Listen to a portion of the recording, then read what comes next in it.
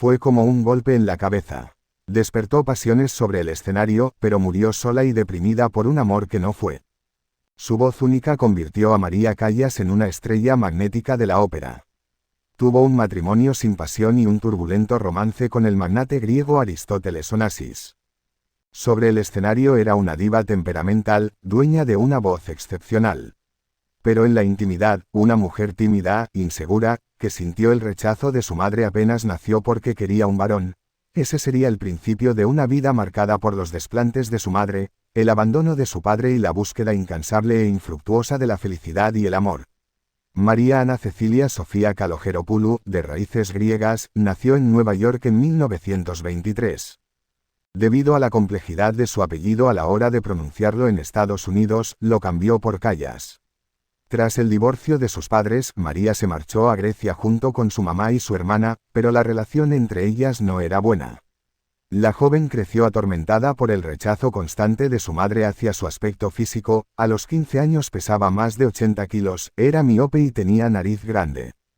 Ni siquiera apreciaba las aptitudes de su hija para el canto, a la que calificaba de potente, pero fea y poco musical.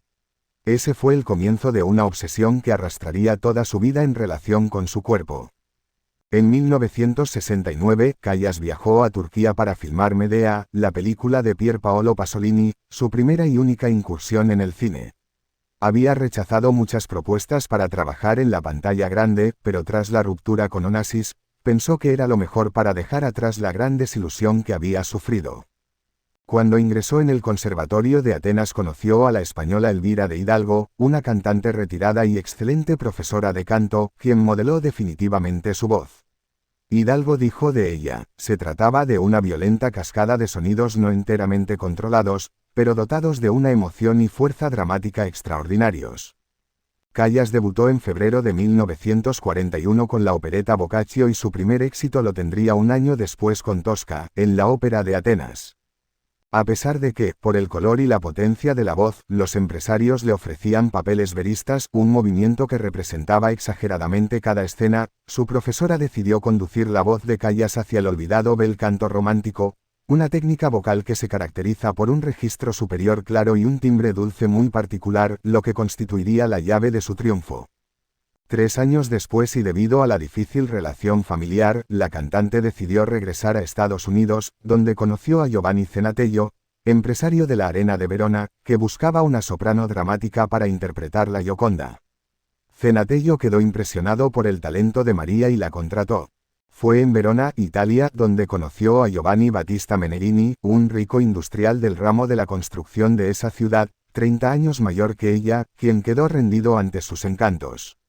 No solo le pagó las clases de canto que le restaban por completar, sino que además se convirtió en su representante. 2 años después se casaron y se mudaron a un palacio en la villa de Sirmione. El mismo año en el que viajó a la Argentina, donde cantó Norma, Aida y Turandot en el Teatro Colón. En 1953 tenía que interpretar Medea, de Cherubini, una mujer joven y ágil. En ese momento la soprano pesaba más de 90 kilos. Durante un año se sometió a una dieta rigurosa y perdió 36 kilos. Años después interpretaría el mismo papel en la película de Pier Paolo Pasolini. Algunos biógrafos culparon a la baja de peso por el declive en su voz, pero no hay certeza de que fuera así. De hecho, las grabaciones realizadas después de adelgazar son las mejores de su discografía. María Callas y Aristóteles Onassis se conocieron el 3 de septiembre de 1957 durante un baile de máscaras celebrado en el Hotel Danieli de Venecia, pero fue recién 2 años después cuando la chispa se encendió entre ellos. El magnate griego la invitó junto a Meneghini a un crucero a bordo de su yacht. Así empezó una historia de amor para Callas y una pasión caprichosa para Onassis, que pretendió continuar el romance sin dejar a su mujer Atina Libanos y madre de sus hijos Alexander y Cristina. Por el María abandonó la escena, dejó a su marido y solo vivió para Onassis, un hombre poco delicado, que despreciaba la ópera y solo vio en la cantante una amante ocasional. Ella, sin embargo, creyó encontrar el hombre de su vida. Por primera vez me he sentido amada como mujer, no por mi talento, confesó María a sus amigos. La prensa y sus fanáticos lamentaron su retiro. He consagrado toda mi vida al arte, ahora quiero consagrarme a ser mujer, aseguró María. Onassis se convirtió en el centro de su universo, y aunque él se separó de su mujer, nunca llegó a formalizar con la diva. Su historia fue una auténtica tragedia de engaños y excesos en la que Callas se fue apagando, como mujer y como intérprete. En 1968 la noticia de la boda de Onassis y Jacqueline Kennedy, viuda de John F. Kennedy, la destrozó. Fue como recibir un golpe en la cabeza, fue horrible.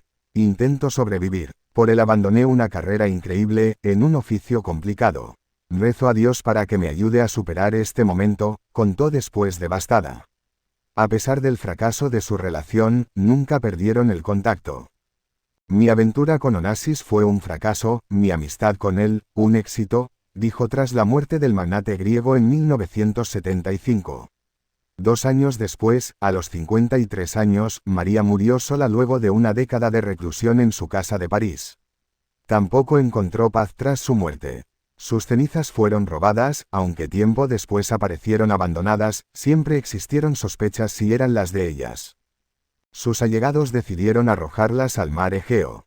Su ex marido, Giovanni Meneghini, escribió un libro con sus recuerdos sobre María Callas, que por decisión suya no salió a la luz hasta después de su muerte, en 1981, donde sostenía que ella se había suicidado, aunque el misterio siga intacto. Prefirió dejarme para unirse al fascinante tren de vida de Onassis antes que seguir ligada a un hombre como yo, chapado a la antigua y viejo. Quería abrazar la vida, pero esa fue su ruina.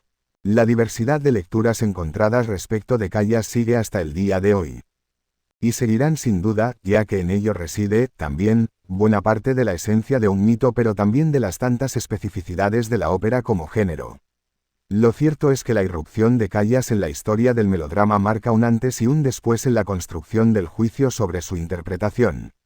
Ya no solo se requiere tener una buena y bella voz y, desde luego, cantar bien. Es indispensable ser un artista.